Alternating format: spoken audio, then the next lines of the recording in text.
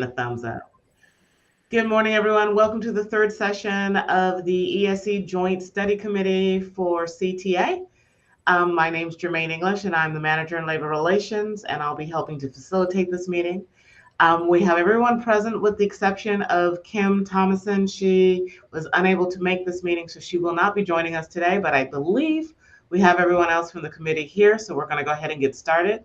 This meeting is being recorded and will be publicized and put out on YouTube after it's done. And again, this meeting is a joint study. It's an opportunity for CTA and management to come together and have some open conversations about things related to ESE. I am not actually a member of this committee because the committee is indeed full. I am simply here to help facilitate. So if everyone will take just a brief moment, introduce yourselves, we'll go ahead and get started and go from there.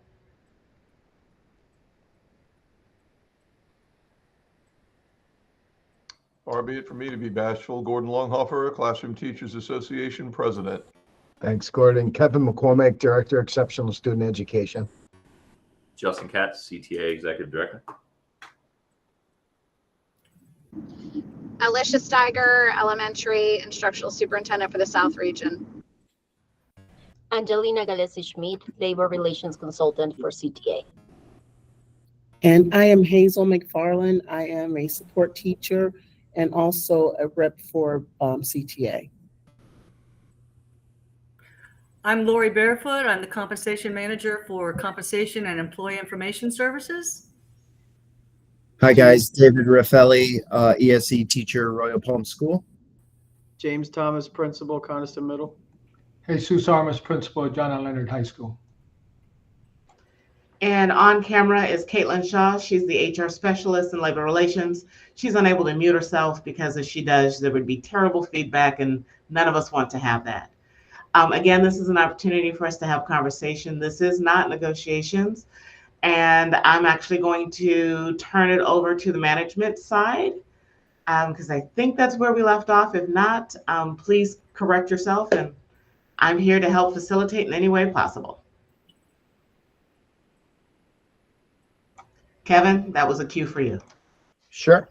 So I, based on my recollection of where we left off, we were requesting a proposal from kind of everything that we looked at. We were hoping to hear a proposal from CTA. We did talk about a lot of different issues around our speech language pathologists, our ESE coordinators, our self-contained pre-K, ASD, IND, and EBD compared to our support facilitators and other teachers who do not have a classroom and are the main teacher of record for a specialized ESE program.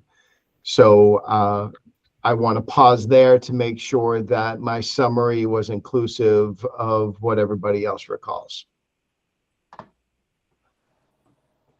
Thank you, Kevin. Yeah, we certainly have some ideas, and we were hoping that the district side, the participants on the committee, would either draw consensus with some of our ideas, or if they have alternative ideas for us to review and try to find consensus. But our goal in this final meeting is for the members of the committee who are on the management side and the CTA side to try to see if there's some common ground so that when we go into negotiations with actual verbiage, either side, that, you know, we can cite that this committee was on the same page at a minimum fundamentally about the need for addressing this aspect or that aspect of ESE compensation and time. That's kind of our thought. Yeah, and in reflection of that, and I believe what we can do is the fundamental aspect of agreeing overall of the groups, but the specifics around what we would actually do, that's not something I have kind of the authority for at this point, but we could definitely agree on like those fundamental concepts of, yes, these groups are the ones that we agree would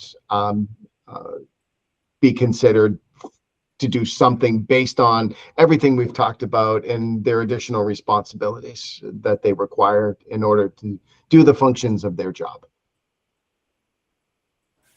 Understood. Does the district members, do you guys have any kind of specific positions you want to lay out that we could respond to or agree with or disagree with?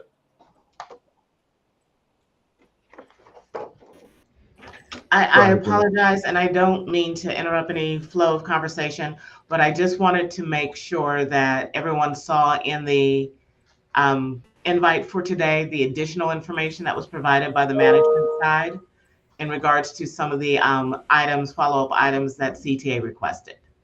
So I wasn't sure if you all needed to have a moment to talk about that first. We definitely appreciate that, Lori. I think you were the one that gathered that information. Thank you for that. It kind of, and I don't know if someone on the management side, I don't know if Jermaine, you have that handy, could share screen just so that it's visible on camera, that new document.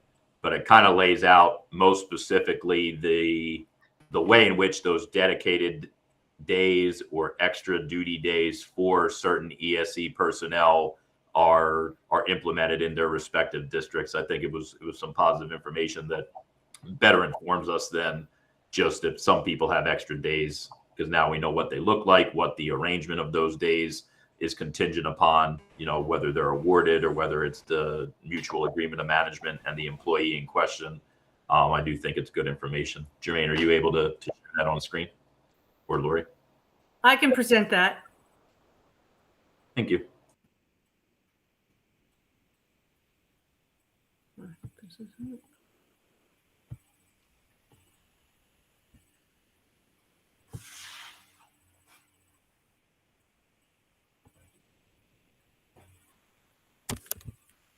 Is this information visible to everyone? I think I can make it a little bigger. I hope. Yeah, if you can make it a little bigger, we can see it.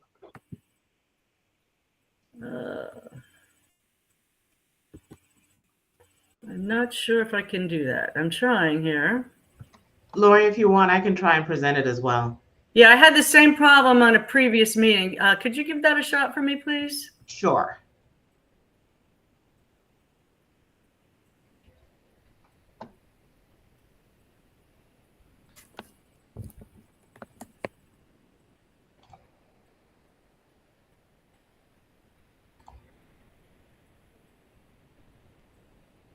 That is better.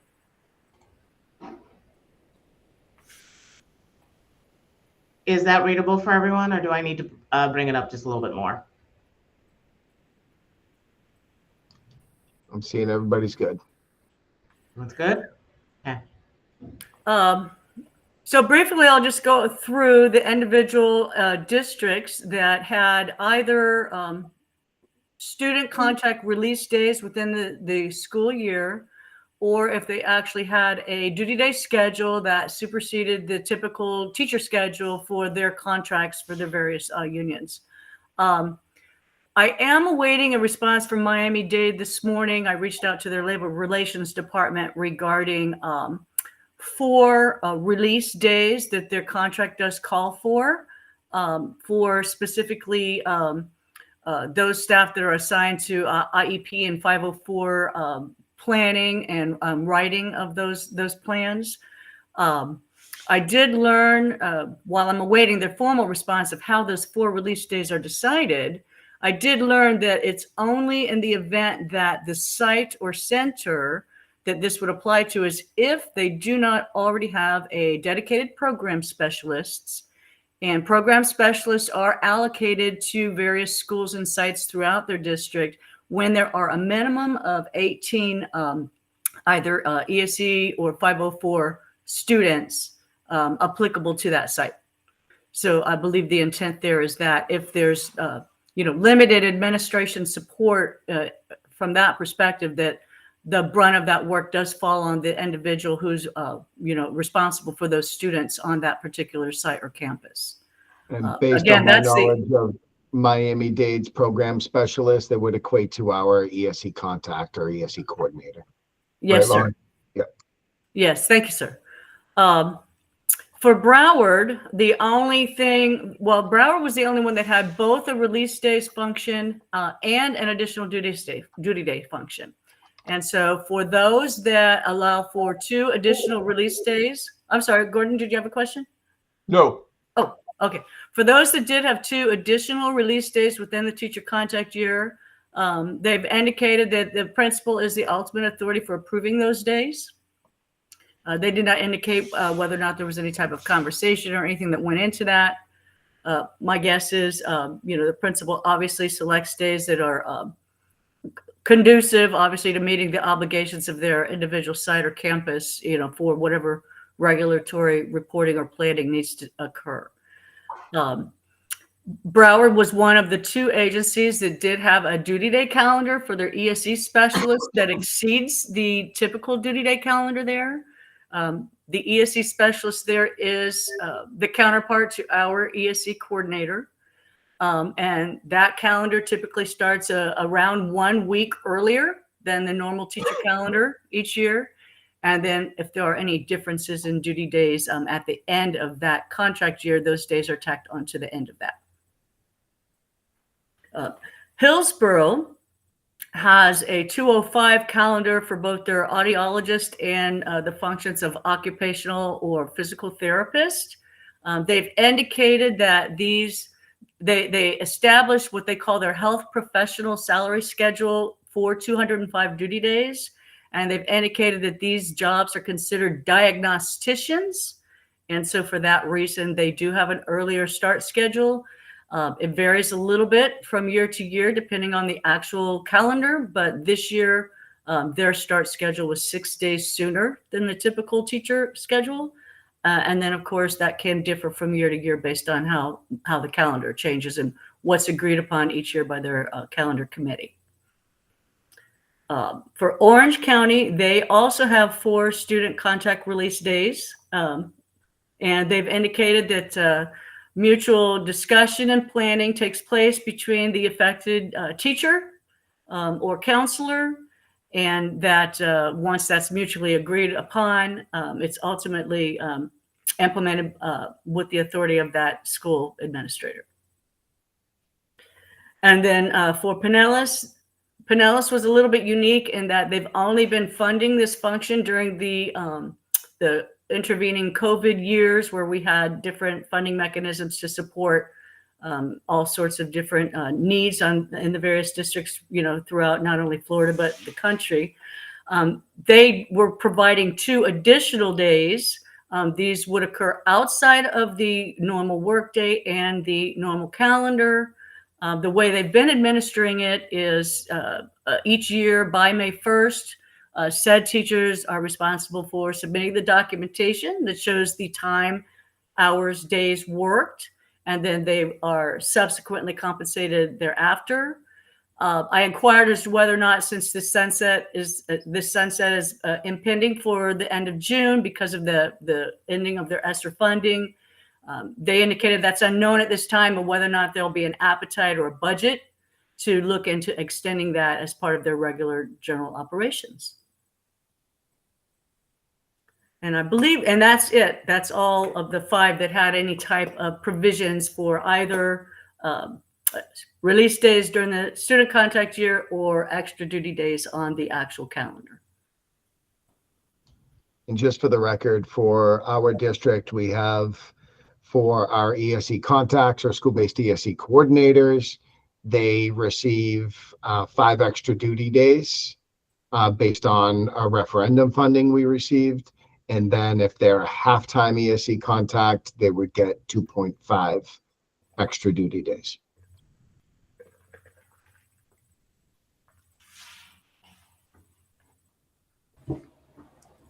Kevin, you said those items you just referenced are funded by the referendum. I don't think that they're codified in the contract. Is that something that, in the opinion of the committee, the management side of the committee, that those accommodations are of value and do help these teachers with regards to their students and the work?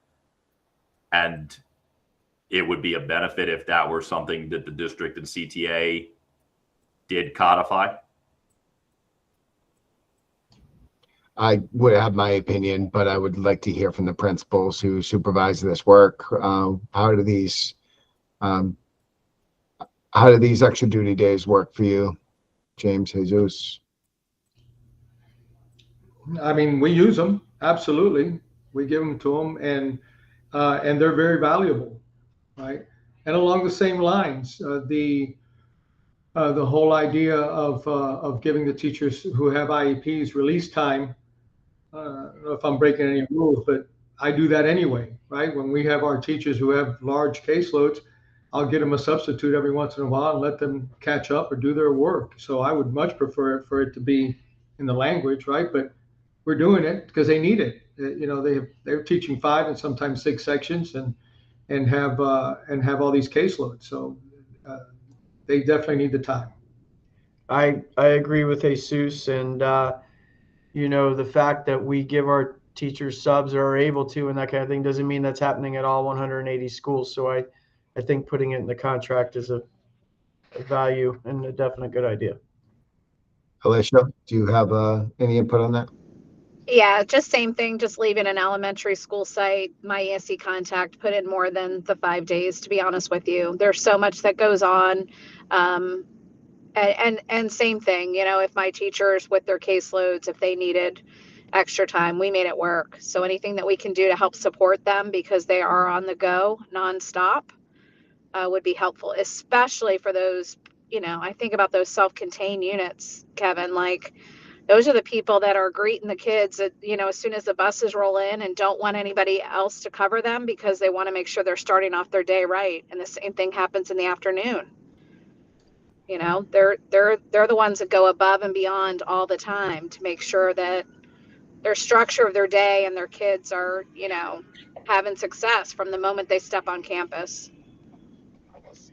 I think we also have to consider for those teachers and particularly for the coordinators, the amount of turnover we're experiencing presently and doing something about it because the ESE coordinator position in many schools is a rotating door because people get in it, they get exposed to it, they see the demands of it, probably the same for these self-contained teachers you're referring to as well. And they look to do other things and I cannot blame them. So I think there has to be some sort of compensation and or some way to keep these strong people in their positions. And if we put it in the contract language, obviously it strengthens that commitment.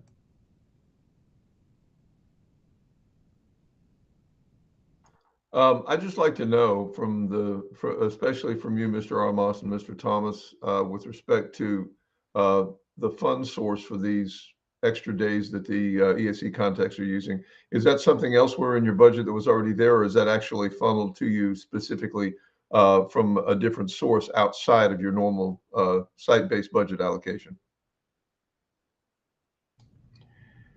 Hey, Seuss, if we're talking about the same thing, I think we are budgeted an extra number of days for each counselor. I believe both coordinators, I think the ESOL coordinator gets it as well. And Okay. that enables them to chip away at some of their duties prior to the start of the school year. Back in the day, we were scrambling to find ways to pay counselors to come in to assist with scheduling anyway. So now this gives us those days. That's how it is right now. We also get that. We also get it with CLFs and translations so that they can be here over the summer and assist with registrations, things like that. And it's big. It's really big. So then I guess if those days are not used, then they just get absorbed back at the end of the year and then reallocated to start the next year. I can't even speak to it because we use them, but I'm probably. Bravo to you, Mr. Thomas. Jesus? Yeah, probably the same thing. I mean, we use them, so we don't give those days back. Okay, that still answers my question because of in thinking in terms of how something like this looks when it goes to the table for any kind of a formal agreement. Thank you, gentlemen, very much. But it's a good question because I can't guarantee you everybody uses them. I don't know. In my perspective, Mr. Longhofer, yes, it gets absorbed back and then reallocated the following year. Okay, and I think Justin had his hand up too. Yeah, thank you. And first, I wanted to thank everybody for the dialogue. I think a comment was made that it hit the nail on the head for us that there are discrepancies depending on who the administration is and what school it is, that, if depending on different factors, whether it's a newer principal, whether it's a veteran, more savvy principal, some schools are taking advantage of all the opportunities that they might be able to wring out of the budget, whereas others might be more timid or reluctant to do it. And since they're not obligated to do it by virtue of some minimum requirement in the contract, you do have schools where there are great lengths being taken to afford as much time or extra time as possible to these overworked coordinators, and it just, we think that it would go a long way if it were codified, and we do appreciate the supportive comments that seem to echo that, because then it would grant permission to those reluctant or maybe timid administrators who don't want to do something that is happening but isn't referred to in the contract, and therefore they can't fall back on, well, I'm supposed to do this or I'm unable to do this.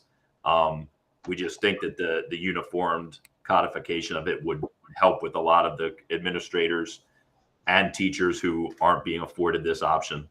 And then you could obviously educate all school administrators on the way in which some of you are saying you're going about this, so that they know that they do have these options and the ability to help out these teachers. Jesus? Yeah, I think a lot of times, though, it does come down to each individual principal and administrator, but also many times it comes down to budget. At Leonard, I have a lot more resources, right, that I might not have at a smaller elementary school and those kind of things. So a lot of times it comes down to not necessarily that the principal doesn't want to do something or doesn't feel the need, but a lot of times it just comes down to money. I mean, if we don't have it, we can't get it done. So, a place like Leonard, we've got other resources, and so we can, our budget is a little bigger and that kind of stuff. So, but yes, if it gets in the contract and it gets funded, that's really good. We appreciate that. And I think that, we always try to, especially with regards to the ESE discussions that we've had over the past few years, try to point out that it's a common, if not pretty universal, refrain from ESE teachers, especially those who have more difficult exceptionalities to try to move forward, or case managers and handle a lot more paperwork, that, obviously everyone in every job wants to have more compensation or have more time to do their job. That's not some secret, but the universal position of a lot of these ESE teachers is that they feel that the inability to have more time or have more contract days hinders their potential to do their job with fidelity. That's the common refrain we hear, is that, they're given 100%, but 100% would go further if they had extra days to do it. And absent those extra days, codified in the contract or otherwise, you're relying on people to make a personal decision about a work-life balance that at some point, and it goes for a lot of jobs in the education industry, you can only creep so much of your personal life to try to do better for the students before you tip over and you can't give anymore. And at that point, these ESE teachers are indicating that they're given everything and then some, and it still isn't enough. So I don't want to spin wheels here, but these extra days dedicated and guaranteed in some fashion, we think would do a lot for the ability of the work and the quality of the work to improve for the students, that is the ultimate goal beyond just getting them more time or getting them additional compensation, is that they're a product and they're proud of what they do. And what they do is insanely difficult compared to teachers who have the luxury of not having exceptionalities to handle and accommodate. So they feel they need this to be better. And it's painful to hear them talk about feeling that they're not as good as they could be.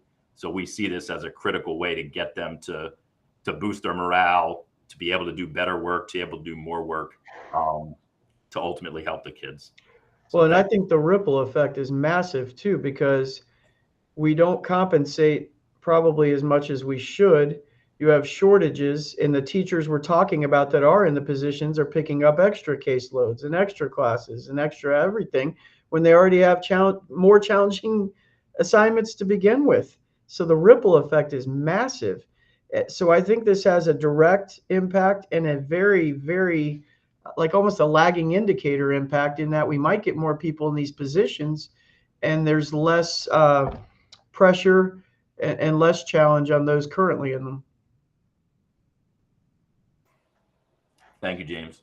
So just to try to tie a bow around this one, based on what we've heard, and we certainly agree that it would be worthwhile for the district and the CTA negotiations teams to pursue some sort of codification of these days in the contract, so that all schools, their budgets, their administrators could feel comfortable and be able to bear some sort of uniform implementation of this. That's kind of what I'm feeling from this. I don't want to put any additional words in anybody's mouth, but it seems like we're on the same page that this is a worthwhile item to try to codify, to open its accessibility and funding to as many, if not all, schools.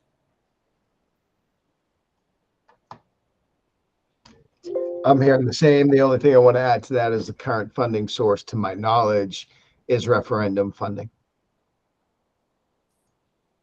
And I just bring that up because you all have been in negotiations for a while, and typically it's, from my knowledge, when we're putting something in the contract, they like to make sure that it's long-term money, and referendum money is typically short-term between, when it's authorized and possibly reauthorized. So I'm just putting that out there.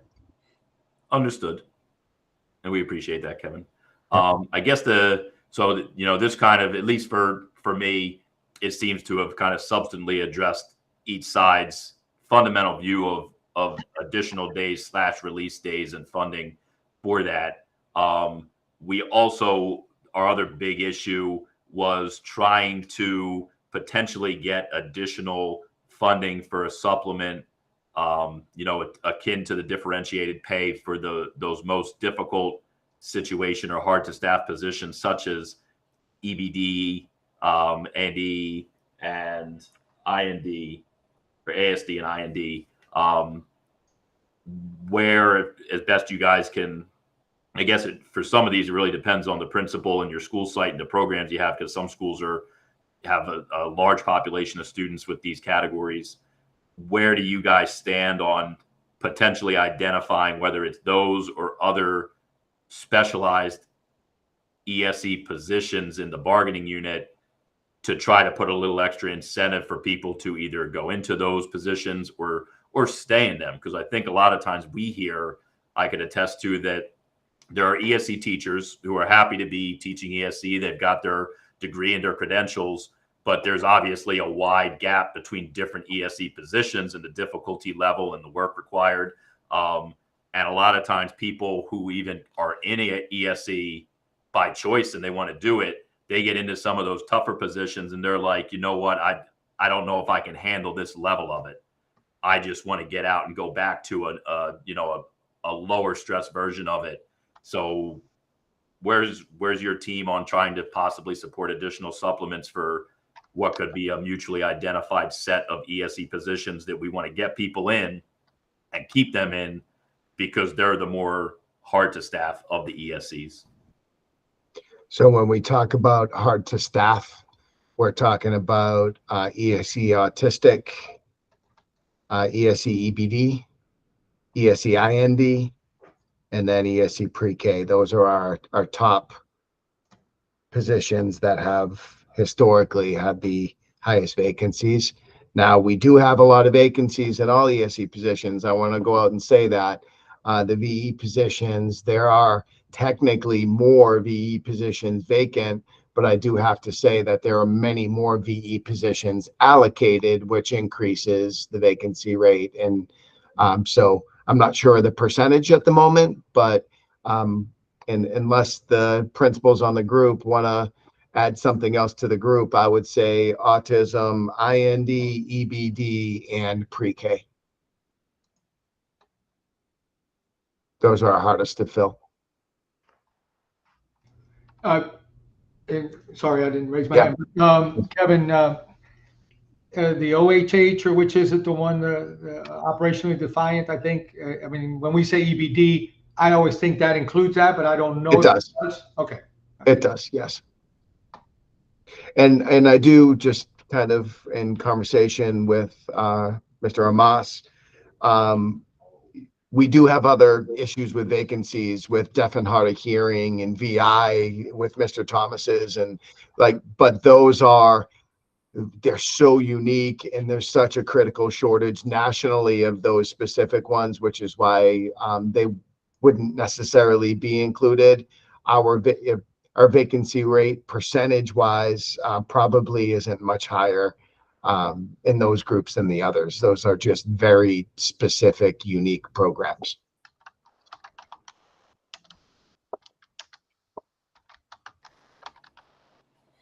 We definitely appreciate that. So generically or fundamentally speaking, if the district was able to allocate additional funds from the budget to provide some sort of enhanced stipend or compensation, the management side of this committee sees that as a worthwhile endeavor to pursue.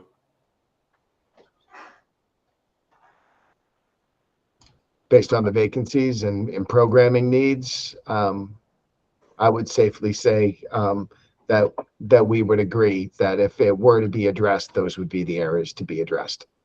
Okay. Yeah, we certainly feel that way based on feedback from our teachers, and the hope would be to, as we said, to get people in the door for these positions, try it out, and maybe the additional compensation, in our view, might be the breaking point between, you know what, I can give this another year and stick it out, and maybe I grow to truly enjoy it versus viewing it as a very difficult job that I might not want to sustain.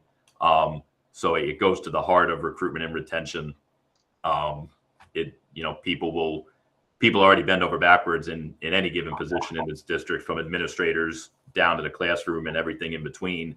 It doesn't take a lot to tip some appreciation, and then that boosts their morale and willingness to continue serving in more difficult or tough to maintain positions. Jesus? Agreed. Those tougher jobs, the IND, all those, and they're even more unsafe. I mean, you got kids who act out and that kind of stuff. But let's not sleep on the subject area teachers either, because all the time I get people who are certified in ESE and in their subject area, and they don't want to have anything to do with ESE, and I can't get them to take some direct instruction courses, classes, and that kind of thing. So yes, absolutely, those are the tougher jobs, and we have to do that. But I don't want to sleep on just all of them, really, in the sense of the fact that it's hard to get them to, it's hard to get a math teacher who's also ESE certified who wants to just do ESE math or even take a section of it. Thank you for that. That brings up a good point that we do see more than any other scenario where a teacher says, what if I drop my certification in this area? It's always ESE, because they get it on there for one reason or another. They have multiple certs, so they can do multiple subject areas and jobs.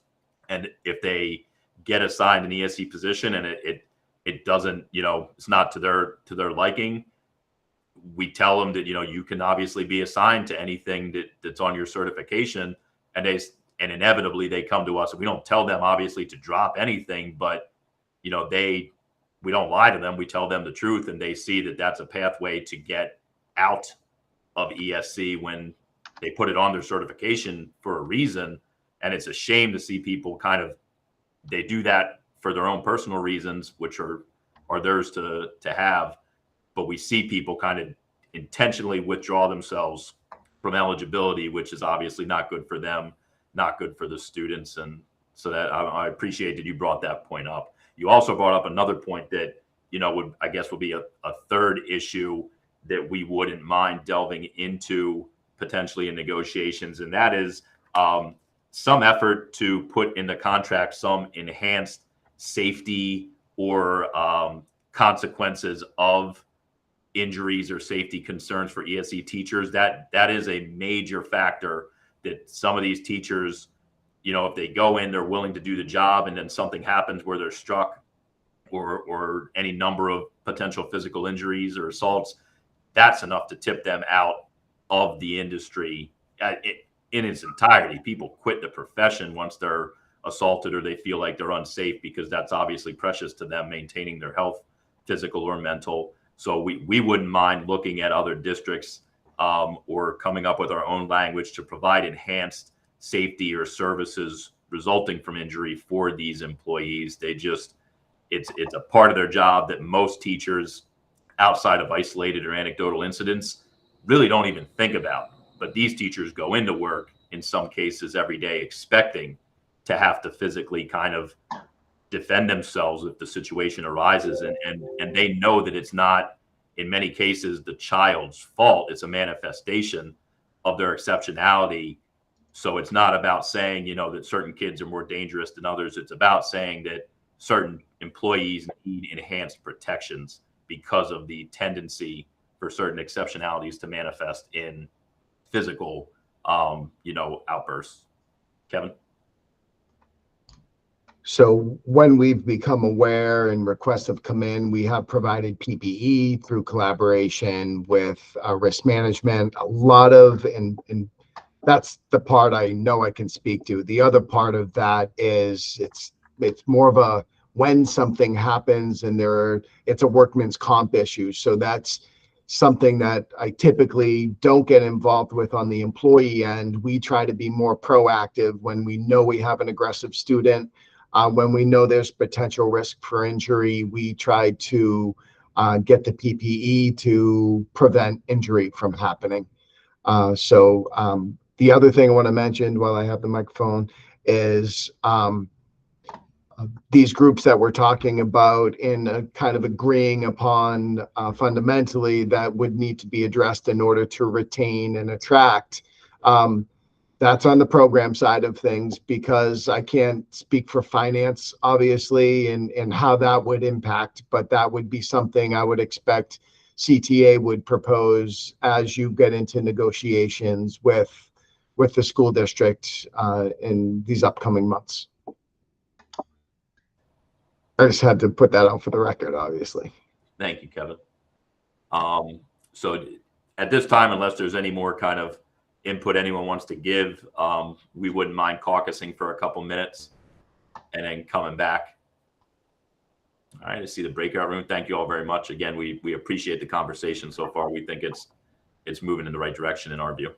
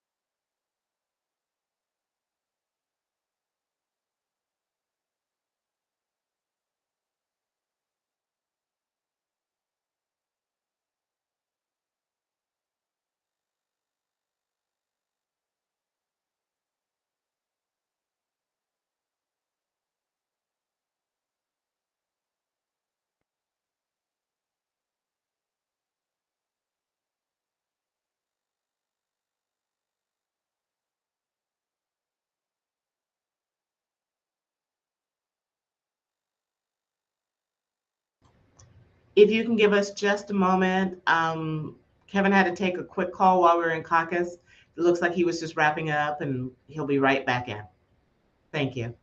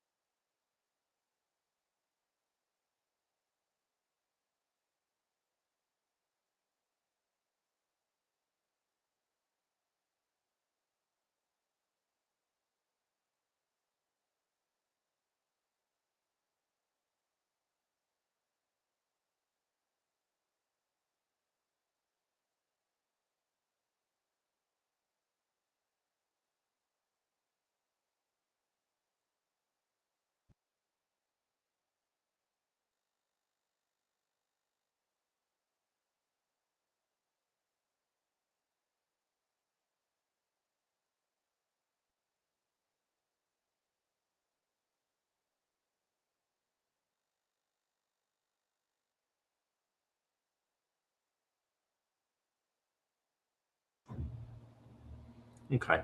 It looks like Kevin's back. I apologize for that. So we just wanted to talk a little bit amongst ourselves to kind of to put a punctuation mark on this. And first of all, thank everyone obviously for participating and contributing in the committee. It's a topic that we've been bringing up for a couple of years. There's been certainly some movement on it, in support of the district's acknowledgement of tough conditions and the need for doing more for ESE teachers to recruit and retain. we think that the conversation today gave us a pretty clear picture of the direction to move in. Obviously, it'll be up to the negotiation teams to figure out the precise direction, but we think we're both moving in the same direction, which is key to finding some consensus at the negotiation table to get something locked in for an agreement. So we're happy to make clear to the district that we do intend to bring some proposals relative to the topics we talked about today, specifically identifying either opportunities for contractually codified extra duty days or extra release days, and the corresponding funding, obviously, to enable principals to be able to actually utilize it. The identification of the harder to staff positions within the ESE sphere for potential additional differentiated pay supplements. And then lastly, but certainly not least, looking at ways to enhance security/safety protocols and the response and the consequence of a safety issue that arises. Those are the three things that we're kind of trying to focus on so we don't get too broad in our efforts once we get to the negotiations table. As an aside from that, Kevin, we might reach out to you just to get a better understanding from the administrative side on the PPE and the processes and how employees could go about doing that, because we do know from accounts from our members that depending on the site you're at, some sites feel they have easier access and some sites feel they have tougher access, and that just might be a matter of those employees not understanding processes. So the more we know, the more we can communicate to them, and hopefully if they feel they don't have access, get them access to what the district is already affording at other sites. So we do thank you for that potential opportunity moving forward as well. Sounds good. Thank you, Kevin. I think that's what we got today from the CTA side. Well, I appreciate you all leaning into this work. I appreciate the conversation, the attention to those staff members who are servicing the service with the students with some of the most needs in our district. So this is the first time in my career that we've had this kind of conversation, and truly appreciate all the administrative staff as well as CTA that has engaged in this conversation, and look forward to seeing you all again and continuing this work as we continue to work on student achievement and, of course, taking care of the teachers and professionals who are making that happen. Thank you, Kevin. Again, we appreciate everybody's time today. And thank you, everyone, for participating. This will actually end our CTA ESE Joint Study Commission as required under the current CBA. We appreciate your time. These sessions are always fabulous for me as well. Gives me a really good opportunity to hear from everyone, and we appreciate you being on these calls. And we went 5 minutes over. I'm sorry about that, but if I could give you 5 minutes back in your day, I totally would. So I appreciate your time, and I hope everyone has a great holiday weekend. Be safe out there. Great. Thank you. Bye. Be sure to hydrate. It's hot.